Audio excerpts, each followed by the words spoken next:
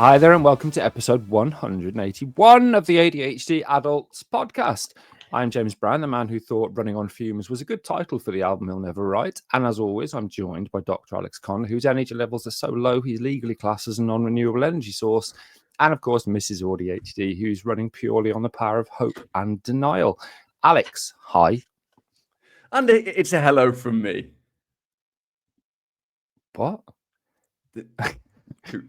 That's Ronnie. the two Ronnies. Yeah. You're Ronnie Corbett in this scenario. I used to want to be Ronnie Barker, as you all know, but Difficult. Difficult and Sam, hi. Hello. Yeah. Okay. Anyway, as with the last episode, today's special guest is our own lovely Alex, and we're doing things slightly differently. And starting off with incredibly lazily written or not written episodes where we explore how things have been for us when we took a break from the podcast and how we hope things are going to be. So we'll ask lovely Alex how he's been and why he won't leave the podcast. So, Al, our listeners actually know you for your positivity. So if you can, tell us what went wrong last year. Hello. Yeah. Positive lens is really important to me. Also, not having any strong metacognition. I was walking the dog this morning thinking about, okay, how was last year? No, it was fine. It was good last year. And then I started laughing because of how shit the autumn was, and that it wasn't great. I'm great again now, but I've had a pretty dodgy time for a few months, for not like real external reasons, internal reasons, and that's always bloody tough, isn't it? It's ADHD making simple things look difficult since 1775. I think that's one of our t-shirts. And I have a lot of clients. I have a lot of conversations with people in the ADHD community that think we're together, or they want coaching or help to not have ADHD, and sometimes the level of shitness that I am, shitness, is so difficult, so painful that it's hard to maintain self-worth. I don't have a self-esteem problem, really. I often say I do, but I don't think I do. I have self-worth problem. So I'm kind of fun, Bobby. I like jokes. I mess about. What I'm like on the podcast is, James, when it's just the two of us, it's the same daft jokes, fairly superficial. I kind of quite like the core ego, the me, but I don't think I'm worth anything, which isn't the same. I don't think I achieve anything. I don't think I'm of value. It's good to be realistic, though, I think. It is, exactly. Yeah. If anything. How much of that was related to the bits of last year in the autumn that were the poor? Then is it this kind of a fundamental thing?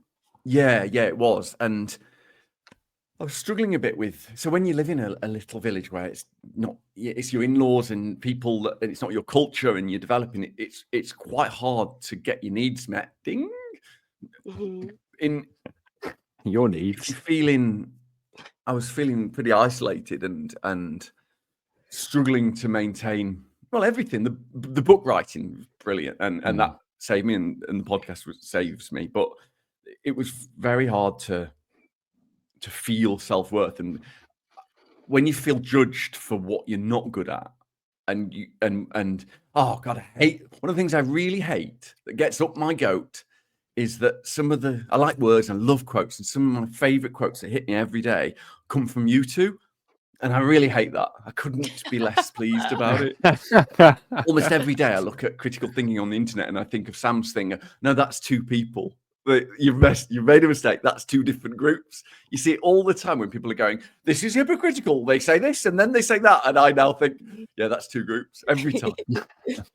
And the thing that James said ages ago is our culture fetishizes productivity. And it's always there, a measure of value of it as well. So I'm not able to do the sort of grind stuff, the day-to-day, remembering the simple things. And when you're being observed and it's commented on, or you feel it is, my RSD is through the roof. I always feel in the weak position. And it's incredibly difficult with mobile phones, when people can text you and ring you and get in contact, it doesn't nowhere feel safe when you're feeling like that. And so I didn't have a safe space. And emotional lability of ADHD is always been a problem for me. RSD is probably the biggest issue. I read there's a brilliant Russell Barkley explanation of why RSD isn't real. It shouldn't be a part of ADHD. It isn't a part of ADHD. And he's Ace, he's my hero, but he's wrong on this one. Because he thinks it's the response to rejection, which is bad, but that's emotional dysregulation for the most part. Yeah. The problem with RSD is those conversations you have with yourself beforehand. Yeah. And they've missed that, I think. I mean, Yeah. you can Just see it, anticipating what you think might happen, but will that never won't. happen. Yeah. And you Yeah. know really that it won't happen, but your brain just thinks, what if it does though? Actually, that could be, and it just gets more and more likely the more you think about it. That you think, Exactly. actually, And- that's and- absolutely going to happen. Or your brain doesn't even bother saying, what if it does? Just keeps going. Yeah. Doesn't even bother to like honor you with any kind of explanation. It just goes, fuck off. We're going to have this conversation Yeah. about a rejection. But I don't want to. Well, we're having it. So you walk the dog. I'll pretend to be your wife slagging you off. And they're both me. And that got really bad. Mm. I wasn't safe. I was feeling like my needs weren't met, and my reactions to it were defensive and probably aggressive and a bit isolated myself a bit, I think, from my family last year. And was that all made up in your head, or was there some basis in reality? the basis in the fact that I decided that I was in a situation I wasn't in charge of. Right. Yeah. Because objectively, that's true. But at Yeah. the same time, it's not. If you've got any level of privilege or autonomy, it isn't true. Yeah. And you know, if you try, I'm not trying to find food and shelter for children. If you work in an Amazon factory and you're trying to support your kids and there aren't any jobs around, you do not have that privilege. I get that. But I was not in that position. And therefore, with that in mind, I needed to look at my reactions and decide that the pain I was in were causing them. And I was assigning that pain to people doing things to me. It's always that, isn't it?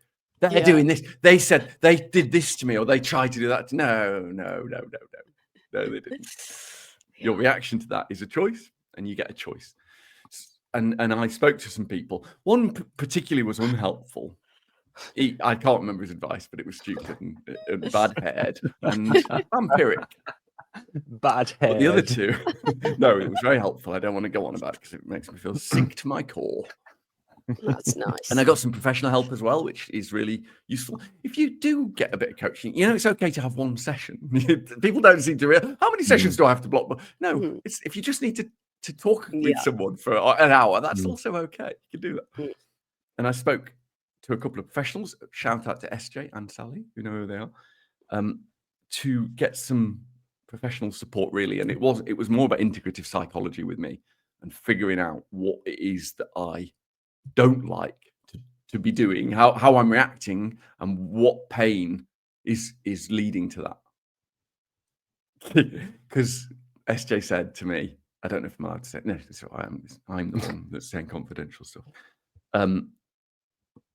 I said, oh, well, all bad behavior is pain, is what you said. And she said, well, unwanted behavior, I don't think you can say bad behavior. And it made me laugh because that's self-worth, isn't it? And if you are struggling, you talk to someone. I talked to you two, and I talked to some professionals this time, which I haven't done for ages, but needed to. And I have written down strategies because I fucking forget everything. So I mean, you wouldn't believe how, when I tell this to people, or they say, well, I can't do that. I can't write it. I can't just have a piece of paper with "don't forget to smile" on it, or whatever it is. And I'm thinking, I do. And I have clients that say, well, they show me the desk and they go, I can't live like this. It's a mess. And I'm thinking, that is twice as tiny as mine. And I think the reality of what we are has to be accepted a little bit. We're not going to get cured. And that I needed to accept that a little bit. That was hard. There you go. Something difficult. Yeah. Obviously, having been chatting to you, you know, at that time, Yeah. The thing I always find fascinating about your kind of mental health and ADHD, which is ridiculous because it's ADHD in a nutshell, is how quickly it can turn around. And it can go from, you know, I'm really struggling, things are bad, and by the next time I've chatted to you, I think it was probably after you chatted to people, you were like, oh no, it's sorted. And you'd worked out exactly that you did have that autonomy. And I think that's interesting because a lot of people, I believe with ADHD probably don't realize they have the ability to change things themselves. Yeah, and they don't always. It's not as easy. Remember, I grew up in a family where I was protected emotionally, and that is different, right? If something happened to me, there was like a small but wagon circle. I remember getting hit once because our school was horrible, and within 24 hours, that kid had been battered by someone bigger than me, you know, my brother. And that's what my life, I was protected. I always felt protected. So we never feel safe with ADHD. We know that's a thing. But I think I feel safe the most. And resilience is a measure of fucking privilege, not a character trait. I hate this idea that sometimes you see rich ADHD people going, well, of course, we're more resilient and tenacious. And I'm thinking, you are, you know, I resiliently avoided the recession by inheriting £1 million. You know, that's what you're saying. Resilience is a measure of privilege. And so if I have resilience, what you're actually saying is that I was given weaponry and armory, and then I'm crowing about it. So I have an internal locus of control psychologically. So I always think I'm in control of everything. But the caveat there, including with this psychology I've been doing on myself, is that if I feel that the solution is going to negatively affect people around me, I have to decide whether I do it or stop moaning about it. And in this instance, I did. So there were things that I was being asked to do by even my amazing, gorgeous wife, not in bed. That's not the thing. I think she would be asked, you know, ways I was being people, everyone, including me, we're products of neurotypical stigma. We internalize that ADHD is wrong, even if we don't want to. Ourselves, we do it. So, oh, could you just do that again? You should. You know, we all feel that. And I had to say, do you know what? This is no. I'm backing away and withdrawing. That's not happening. I won't be saying yes to that. I'll be saying no. And in a relationship, that is fucking dangerous, isn't it? Because the consequences you have to accept the consequences. They're usually not as bad as you think they are. But there are consequences. And self-esteem requires you to say, for me to put the oxygen mask on first, there are consequences, and this is them. I communicate them, but it's boundaries, isn't it? I have got them. It was really difficult to do, and I was shit scared of saying no to things. But it turns out that people are quite attracted to internal power and success more than external. So it was fine. All of this I'm finding really difficult because I think it's a really open and honest conversation that'll help people, but it's coming from you, so I obviously want to just rip the piss into it and somehow diminish it. But what you've said there is really powerful, because the saying no thing, whatever it is that so many of us struggle with, whether it's extra work, whether it's seeing someone socially when we don't feel safe, whether it's something that's happening at home, that kind of reduced ability to say no is such a massive problem. Yeah. For many of us, and many of the people that I coach will work on the basics of using the positive no, having no's pre-written, you know, different tactics to try and make saying no easier. Yeah. But getting over that emotional hurdle of saying no, especially to someone that's close to you, is really difficult. It is difficult. And I mean, thank you for sharing that, mate. You're welcome. I don't like this. I know I don't. I feel like this is a different podcast or something. When I was thinking about it this morning, okay, how do I talk about the bad stuff? Ironically, for someone who's a massive show off, I don't like the focus being on me. I don't like my birthday. I don't like those kinds of things. So I thought, okay, what can I say that might resonate, that might be useful, you know? And even what I've said so far, have I said the how? Because that's the key, really, isn't it? I read a thing from Gabby Roslin, who's lovely, on the internet this morning, but she'd said, don't live for the night. You know, if you're living till for 5 p.m, if you're living for summer in the winter, you're going to be unhappy. And I'm like, yeah, that's true. But how do you not? And how do you say no? And that is the key. And the answer for me is to internalize any unwanted behavior as yours. You own it. I had this because of this. If I don't say no, the consequences are worse. The consequences on my relationship are bad. This is better than that. And make no an option. If you're asking for something, you have to know what you will do and communicate that in advance. If it's a yes, if it's a no, and be authentic. That's really hard as well. Like, I'm asking you to do this. If you say no, that's fine, but this is the consequence. Is really tough but vital. That the consequences question, which is obviously massive in coaching, it's so powerful when you actually think about, well, what are the consequences of changing nothing, and what are the consequences of doing something difficult? Bingo. Yeah, perfect. That's it. Exactly. Those are the consequences. You get to play bingo. That's amazing. I'm going to do. Yeah, all of my advice is gambling related. Amazing. It's not really, because I genuinely don't allow myself to gamble for fairly obvious fucking reasons. The resilience thing I thought was interesting, because we do hear it a lot, and Sam and I've got a kind of a running joke, which is that I give up at the first immediate hurdle with everything. So if I'm trying to do anything, doing the shopping, something around the house, as soon as I hit a hurdle, I'll immediately say, right, well, that's fucked, give up and walk away from it. Yeah. I'm the opposite. I think I always had to. I was the person, I always had to find the solutions to, otherwise, I would let everybody down and nothing would. So I'm just used to having to find solutions and having to carry on even when I'm fucked and exhausted. So I think I have got that kind of inner strength to push on through. Usually for other people, not for myself. It's not inner strength. It's inner self-flagellation and harm. What's the cost? It's really high. You're damaging yourself.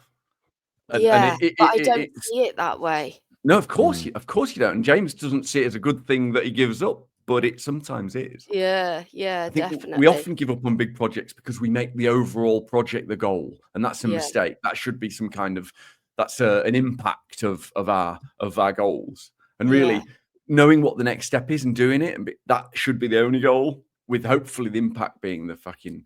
Well, for us, it's an IKEA wardrobe. For James, it's a bizarre Swedish sculpture. Yeah, and actually, since I haven't been able to do anything, I have received positive feedback from my family saying, we could see that you were exhausting yourself, but you kept telling us you were okay. Yeah. But we could see that you weren't. And I'm really glad that actually you're telling us now what you need and what your limits are, because I've never done that before. So weird, saying at Christmas Day, I was like, I can't sit around and have a meal on Christmas Day. I hate it. I feel so much pressure. I hate the formality of it. I'm not going to do it. And they were like, okay. Yeah. And no one gives a shit. People, my absolutely darling wife is convinced, partly because of German culture, I'm sure, and family and so on, that the more perfect you are, the more people like you. And I've never met anyone that feels like that. Fact, when you I think it's the opposite way round. Yeah, of course it is. Bond with you through that. That's why I like James so much. I thought you were going to say I've never met anyone that likes me. Then I do feel a bit like that. Not on the long-term basis. There is only you. No, it's such a good lesson, especially in ADHD, and that RSD thing of withdrawing from friends because we've done something wrong. When if we communicate that to them and it hasn't hurt them, they're good friends. They don't give a shit. They like the authenticity of it. Yeah. And as long as you don't do the same thing back, it's fine, isn't it? Yeah. It's bang on. Right. I'm going to be the podcast police, which isn't the phrase Alex used to describe me before we clicked record. He was telling us off at the start and before we started, because we were talking about the exact thing on the podcast. Just after Sam had said, I can't talk much because I'm not feeling very well. And we were just chatting the whole time. And James told us off and I said, oh, the pigs are here. Like it was the 80s. Yeah, just another thing to call me, another thing to be known by. Right, Alex, you nailed that. I'm struggling to say anything, obviously, because I think that was really courageous and open. We'll take a break and we'll be back in part 2 for another part of episode 181. How are you really, Alex? Hi. No. Alex, hi. Aight. What's up? Hello, Governor. Welcome back to episode 181 of the ADHD Adults podcast. How are you really, Alex? Part 2, we will be talking about what went well last year for you, Alex. Last year? Good. Okay, yeah. I guess so, because at the moment it's Yeah. early in the year, so it would be weird Yes. to just talk about January. Yes, that's true. Uh, So what went well for you? So my initial reaction, again, this morning walking the dog, thinking about it, was nothing. And then I changed that to loads of things, because that's it, isn't it? It's the, what do you mean? No, I don't know. There is no other than now. So just internal success and external success are not the same, especially with ADHD. And if you judge yourself by external success and it isn't aligned with your internal values and success, you will be sad. That's my view, without exception. It won't feel like it first, but those successes feel like powder in your mouth. You know, it's not sustenance at all. And so what I've learned is that I really like writing. So the book that I forget when it comes out or what it's called, but it is orange. Is it when is it? It's ADHD Unpacked. ADHD Unpacked coming out March the 13th on Bloomsbury Publishing PLC at all good book retailers. So what's Bloomsbury Tonic? Is that like their fact-based arm? I think it's, like it's probably it's the sub arm for books that aren't as good or aren't good enough to be by Bloomsbury themselves, I guess. That makes sense. Apologies to anyone if they published a book on Bloomsbury Tonic. Because we have that's good enough. It isn't true either. I'm aware that it's about the fact stuff, I think. Yeah. So I'm only talking about external success because it aligns with my internal strengths, the things that energized me, not literally physicists, empowered me and made me feel good about myself. And the book is one of them because it was an absolute ball ache and I loved it. And the bits that I couldn't do, James did. And that's really important, especially because it's like more than half of it. And also because if you have the buddy system with someone that has complementary skills to you and preferences, it changes everything in ADHD land, I think. And I also couldn't write the coaching course. I've been desperate to train new ADHD coaches in the non-directive art of, I don't know if you can call yourself an ADHD coach, and I just wasn't doing it, and I couldn't do it on my own. And James didn't have the capacity because for the same reason as me. And so James suggested I contact Sally Cater, who's a brilliant ADHD coach, and together we're writing it, and it's starting soon, and it'll be small, but I feel really proud of it. And then I realized we need a coaching charter so people know what ADHD coaching should look like. And the charity trustees agreed that we should write one. And so I've essentially called the police on myself. So I'm asking the community of professional ADHD coaches to help me make rules to determine the course that I'm trying to write. But RSD feels like, it's you legitimizing yourself through a charity, but the opposite is true. I shouldn't have done. And RSD kicks in. Everything I do is tainted with that thing of people will say this to you. They will criticize you. They will, and most of the time they don't. And the one that does burns, as James says, with the intensity of 1,000 suns. So the course and the charity charter on what ADHD coaching is feels brilliant, but none of that is as good as my sobriety year. It's not the first year, but I think it was the year that I've been able to help more people with their habits, maladaptive routines or addictions, whatever you want to call it. Strictly medically speaking, they still don't include things like impulsive shopping in addiction. We do, don't we? I do. especially Yeah, I think with behavioral ADHD. stuff. Yeah, I mean, but people get cross about it. That's not an addiction. Mm. They say all squeaky. I think that ADHD addictions, in inverted commas, are different. And I think in my case, it's alcohol, but other things too. But I think that they're all reactions to the pain of growing up like this, being like this, and sharing that a bit. And then the emails I get loads of comments from people who literally say, I am sober because of you, and I don't know where to put that because it's weird. But I'm grateful for every single one, and it makes a massive difference. I used to hate sober people. Well, I love other than I don't know where to put that. There's a vague kind of ding in there somewhere. I'm not sure. There is. But that, I'll clip comments, off YouTube videos and send them to both you when they're positive, and particularly if I know in the past 6 months you've been struggling, I'll send something over saying, in case you need to remember who you are, type thing. And I think that's interesting because you said it's positive that you've been able to help more people, but then when they say they've been helped, you don't know where to put it. No, it's self-worth, isn't it? Sometimes it feels like people are praising the chicken because they like the chicken soup. So not my quote, somebody else's. So is it?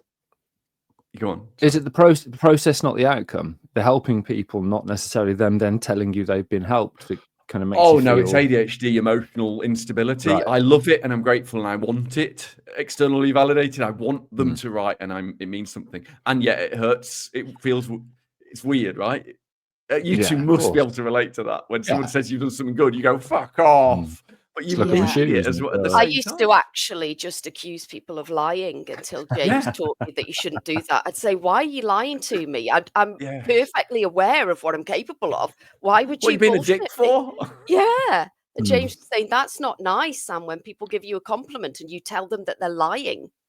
Isn't it? And they're also saying how it makes them feel, which is a fact. You can't actually argue it. It's not true. If they're saying you've got yellow hair and you've got blue hair, that you can challenge that. But if someone says you made me feel like I was able to do something, that's a fact. Even if you deny your role in it, it doesn't matter. And I found that really difficult. Yeah. But it means a lot to me. The main thing I think is I didn't know it was possible to I thought it was a lack. I thought losing an addiction would be a constant, because everyone says it when you sit on the telly, it's always represented as 1 minute at a time. I'm 3 seconds from opening a bottle of gin every minute, and that was the case at first, but it doesn't remain that way always. Sometimes, obviously sometimes it always there's always that voice going, you're not a proper addict, why don't you have a drink? That happens. It does. But it now makes me laugh because I know what it is. It's the thing. But really, most of the time, the idea that I could have a Friday night, which feels like the best Friday night I've ever had, without alcohol, is insane thought. And that's every Friday night now. The missus asked me what I want to do for my birthday, and I said, just like a Friday night, normal Friday night. It's like the best thing for me. And I can't believe that that's true. And really that's the best thing of this year, that it's another year without addiction.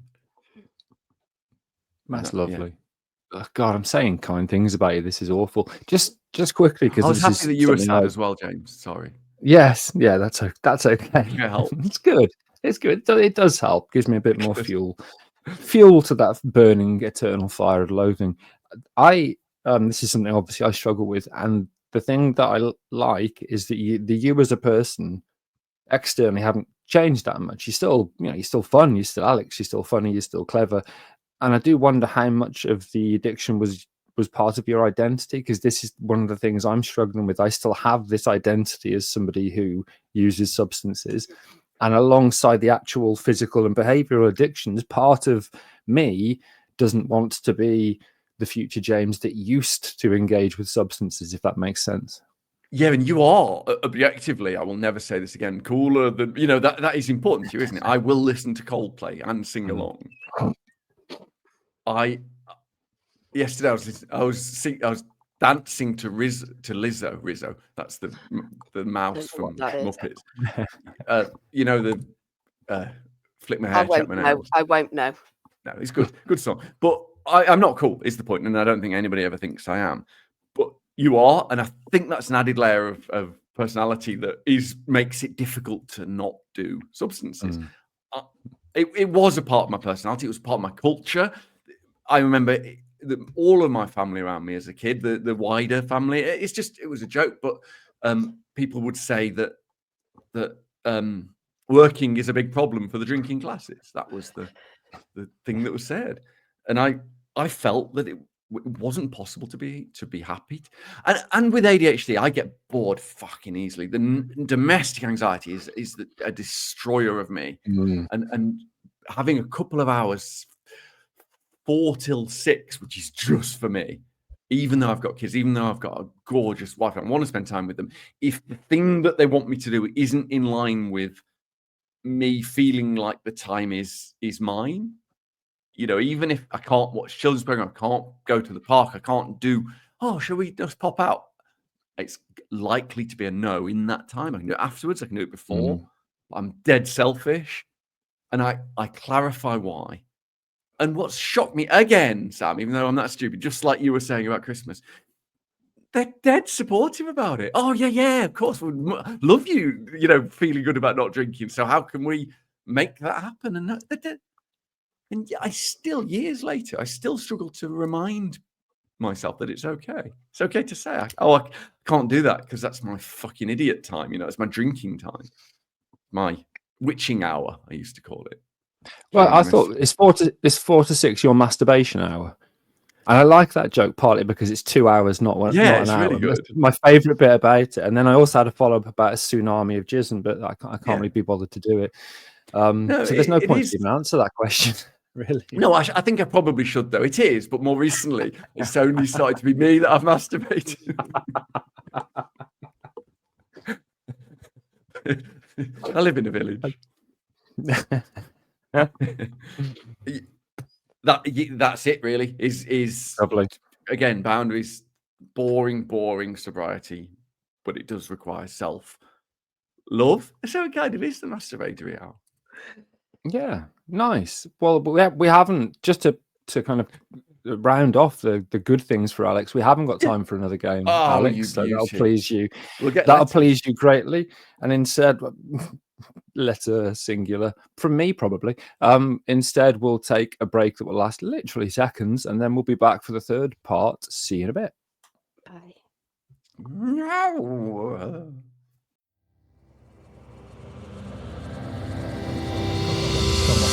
Welcome back to episode part 3 of That Doesn't Work. 18X. How are you, really, Alex? Really? And for this final part, yes, I'm trying to read it and not read it, and my brain not good. It's not working. So, the final question, Alex. My Brian is asking. See, even that Brian didn't sound quite right. I just forget it. What do you hope might happen this year that'll be different for you, the community? What do you see in 2025? Oh yeah, it's a tough one, that, isn't it? For the community, I'd like more critical thinking. Ironically, I'm trying to ignore the political situation in the States because it's so bad. I think that it could be cataclysmic, and I don't know where to put that. I might put that up my own pigeonhole and ignore it for a minute. And I think that we need people to sometimes think that James and I are more on the medical model side of ADHD, but I don't think we are at all. I think what we need is critical thinking within the medical community. I was thinking about calling myself an ADHD coach and training people to be ADHD coaches, and how could I be criticized for that? And I've published in ADHD as a scientist, working with some of the top scientists in ADHD. I'm not one of them. And yet I don't feel qualified. I've worked as an ADHD coach for years. I don't feel qualified because I don't think I ever will. At the same time, those people that are scientists in ADHD, they really don't get how it feels to have it. It doesn't. The science, the medical model, doesn't align with my experience and the experience of anyone I've spoken to. Yeah. In some ways, so obviously some of it does. You know, the core elements do, and the oppositionality, the inattention, or the hyperactivity, internalized, and so on. But the rest of it, the stuff that really hurts us, the emotional ability, I don't think they quite grasp how problematic that is. I don't think that the medical model grasps the power of cultural oppression of women and minorities and working class boys and anyone who isn't within a group that they usually see. When the criteria for diagnosis say, leave your seat, do you leave your seat when seating, remaining seated is appropriate? Well, not if you get thrashed. You know, like I'm bleeding from the lip to avoid doing it. Is that all right? Is that okay? And they're like, well, you're doing it though, aren't you? Well, kind of. And I think that's the bit that the medical model misses. Yeah, and there's that myth that if you're able to mask, then you must be all right. You're coping. Bingo. Yep, exactly. I really like bingo today. But yeah, I touched my nose and pointed. What was that? Give us a clue. And it discriminates. That does. It fundamentally discriminates against girls, against anyone who's been, who's able to mask at extreme mental and physical cost. The problem, of course, is that everyone has the thoughts that ADHD people have, but they often don't act on them. Yeah. And so it's really hard to see the difference. But what you could try doing is fucking asking. You know, it's not hard to see the difference and how often it happens to us. And that's the bit that I want to see. Then there's the other side. There's the only social model. And this is social media problem. We've got this. It's killing me. Fucking hell. The lack of evidence base. The people saying, and it's always grifters selling stuff or people with a belief system. And they're really hard to shake. We've all got them. I've got them. We all have. I don't know where. I almost want to split us into the two ADHD types. I haven't got the ADHD that these real big podcast people have got, the creative one. They're more creative. They're pattern spotters. They say that ADHD, as an ADHD person, I am good at pattern spotting. And I'm thinking, so what pattern spotting is, it's aligning your old memories to your working memory. That's what it is. So if I see something and I say, does that look like my old memory? I'm comparing, I'm pattern spotting. Aren't all humans pattern spotters? Yeah, that's literally what the brain is for. And the forebrain, and the bit of the brain that holds the working memory often, not always, doesn't work as well in people with ADHD. So measurably in experiments and almost by definition, on average, we are worse at it. And when I say this, I get told off. The resilience thing we talked about at the start, being tenacious. Well, I'm tenacious. Well, why is my loft full of rock climbing equipment and a surfboard and 3 sewing machines and a, pickle bat or whatever? And the creativity is a human trait. A pickle bat? I don't know. I read about pickleball for the first time. Yeah, we saw it. Remember, we saw it in the. Oh, that stuff is like paddle. And that you stuff said, is a bit "What's like that?" paddle. And I said, "I think it's like a paddle." Yeah. Yeah. I was thinking of a pickled bat, like one of my people. Sorry, James. It's offensive, isn't it, to your people? And I was just thinking, oh my God, I bought myself a sewing machine for my birthday and I haven't even been able to look at it yet. And I really wanted this sewing machine for years. Haven't even been able to look at it. And it's all I want to do. From a coaching perspective, one of the reasons I really like the idea of a sewing machine, one of the reasons I can't is because I've made using the sewing machine the goal, the measure of success, instead of learning what the first step is to get the little reel on, which I don't actually know. That was mine. It's always that goal, but I can't even do that. No, it's really hard to aligning the goals and finding the right time, making it a smart objective. It's all there is, and I think that really is my hope for the future as well. Separating the dilute. I don't know if the people that say their ADHD is creative pattern spotting, the geniuses, I don't know if they're privileged. I don't know if they're deluded and they don't want to admit their addictions and their problems. I think they're just attributing things that they are to a disorder that they have. instead of just thinking I'm a creative person. Yeah, and I think that's humble, isn't it? Because imagine saying that with the self-esteem or self-worth that comes with it. Imagine saying, well, I'm creative because I have a natural ability at creativity. I had privilege as a kid. I was introduced to music or art or whatever. It would be very hard to say I'm creative because of privilege or talent, Jesus. So yeah, I think you're right. I also think that they get more clicks from it. I think we're a vulnerable group of people, and I hate that because I'm a strong human adult, but at the same time, I am part of a vulnerable group that's looking for help, looking for answers, looking for support. So if somebody's got an easy, do this, and you'll be better. I'm going to listen, right? I'm going to click on that more than what James and I are saying. Just fucking shit. Is there any chance, Sam, you think you could finish off, because I'm desperate for a poo?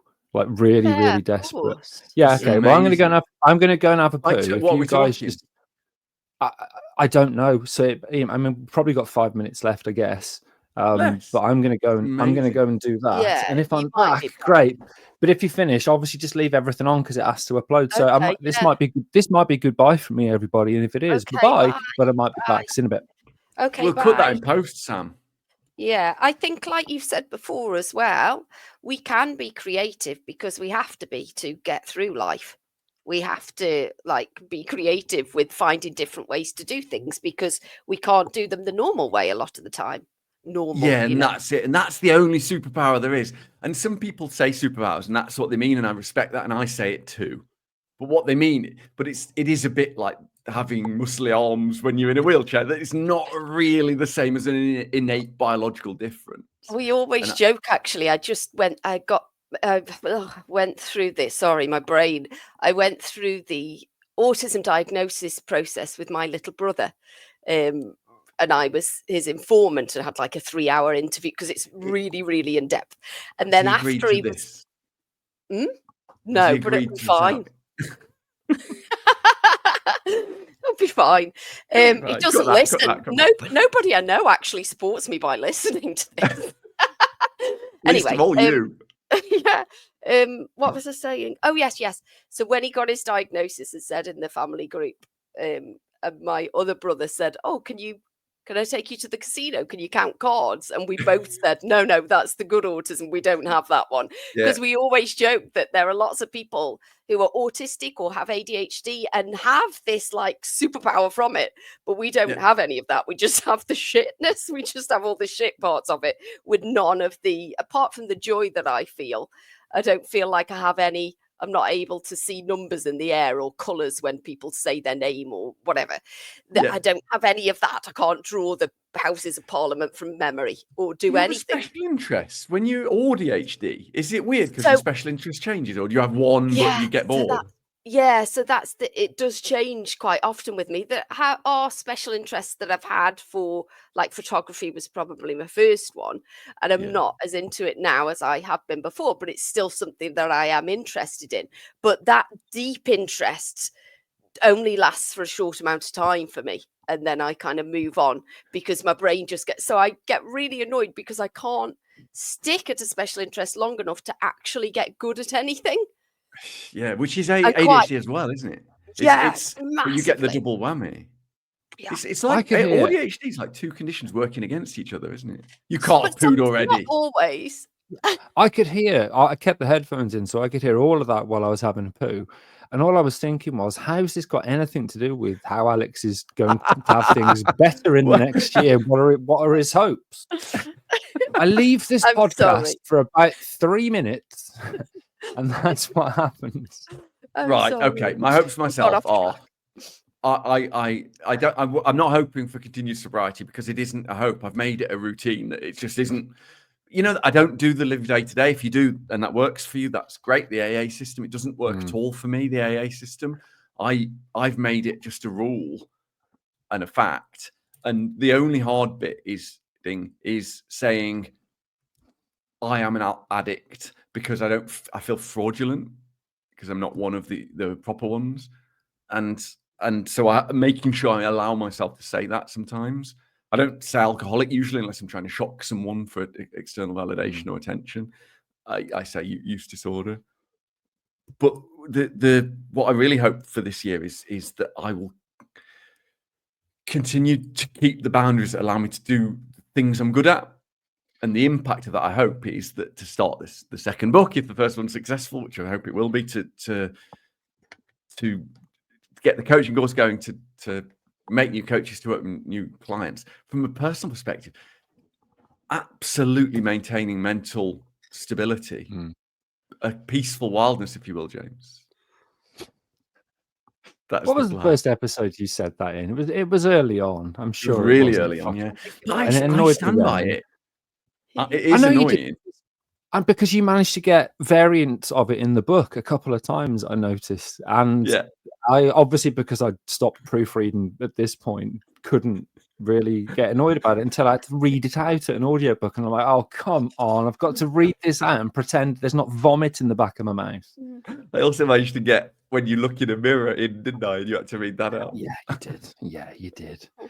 Brilliant. I listen to those episodes when I'm feeling lonely. The episodes before I was in them, if I'm feeling lonely, I listen to you both talking because it makes me feel like you're close to me. That's adorable. I mean, James is close to you. You live in the same house. I know, but sometimes he's away. I just listen to them. And she only wants to feel that I'm close to her. She doesn't want me to actually physically be close to her. Or it's too loud. Yeah. I've started to be able to spot that though.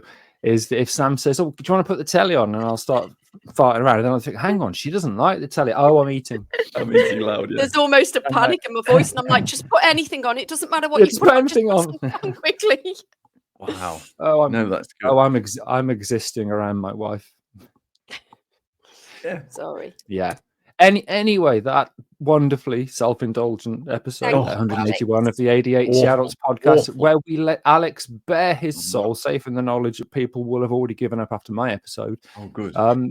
Yes, exactly. If you're still listening, obviously you can pre-order ADHD Unpacked out on March the 13th. It's a book, apparently on some websites. Both. You can pre-order both. You can pre-order both. Shameless, isn't it?